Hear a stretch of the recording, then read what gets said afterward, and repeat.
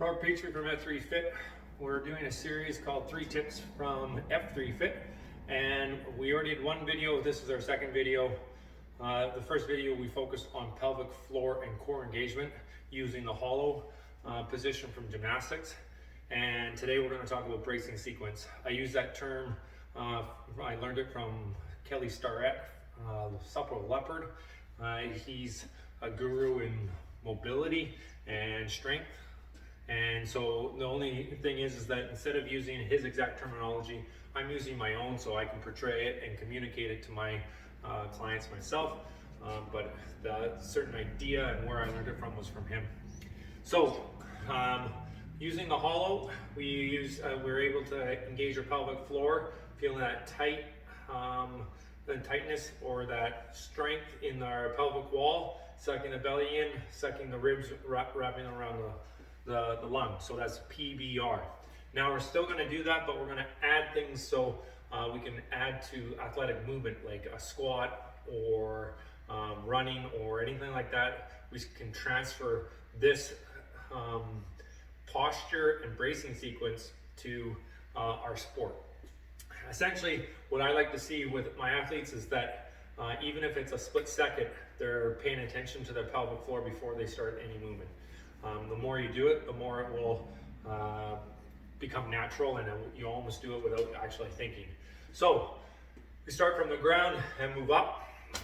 I always talk about 40-40-20 when we're doing anything with our leg exercise or any kind of balance thing. You want 40% of your weight in the ball of your foot, 40% in your heel, and 20% on the outside edge of your foot. So now this bracing sequence is the base of that, so we want to make sure that we have that. Kind of rock side to side, find that base, and then we're going to stand up, try to get the crown all the way to the ceiling. So you're standing nice and tall. Now squeeze those butt cheeks together like you're holding a $100 bill between them.